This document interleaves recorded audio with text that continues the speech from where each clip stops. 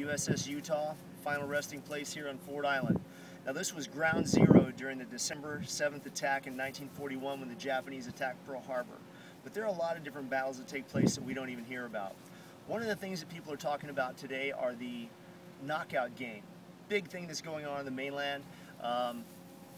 Black kids are going up and they're punching people and they're trying to knock them out with one punch and videotaping it, becoming a 15-second media sensation on Facebook, Twitter, and other media sources.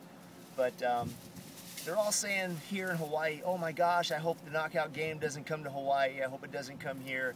Keep the aloha, aloha. Well, I got news for you guys. The knockout game has been here for years. It's called the false crack. And kids are taught by their parents, false crack them, lick them, get your respect, lick them.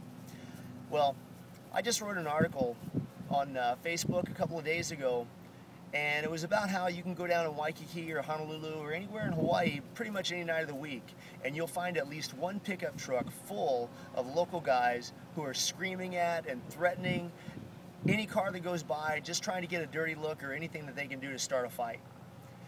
No sooner than this happened than yesterday on the news, Channel 2 and Channel 7 News, 7 guys were arrested for mobbing and beating up and robbing a little 140-pound white guy in Waikiki. Now the funny thing is these 7 guys, they're big brothers. The guy on the news looked like he was 350 pounds. He said that the little guy started the fight with them. I don't believe it. At any rate, how dumb are you? If you're a little 140-pound white guy and you're walking down around Waikiki, enjoying your vacation, and the next thing you know, you see a truckload of big Hawaiian brothers, 250, 300 pounds apiece, and you say to yourself, you know what would be fun? If I just jumped in that truck right now and started whipping some ass and just see how things turn out. Really, guys, you can come up with a better lie than that. And then the guy on the news, he has a 4-second video clip that his girlfriend took, and he just talks about good old-fashioned lickings. What can be good and old-fashioned about a 300-pound grown man beating a 140-pound helpless little guy? Really? And you kicked him in the face. You can actually see that in your video, where just as you're getting ready to knock the guy down, the guy goes to the ground, you can see the guy running up and getting ready to kick him in the face. That's shame. Now the knockout game itself, I love the knockout game. I love it. A couple of guys robbed my truck 2 months ago, and I found those guys, and they wanted to play that game with me, and that game is awesome!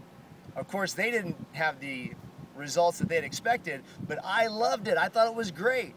I was so good at this game that the police were actually going to arrest me for assault. Imagine that. And these guys have my stolen gear that they stole out of my truck on their persons. Anyway, that's another story. The knockout game is for cowards, because you'll never see a real man, a grown man, mob anybody. You'll see real men in the boxing ring. You'll see real men in the kickboxing ring. You'll see real men challenging themselves as well as challenging somebody else, and they want somebody who can actually give them a challenge. They don't see anything cool about 7 against 1 or 5 against 1 or what they call local style, skin on skin or rush 'em. That's cowardice. Anyway, if you play the knockout game or any of your friends enjoy playing the knockout game, in short, you're a bitch. I'm Bob Smith coming to you from historic Pearl Harbor, and that's all I have to say.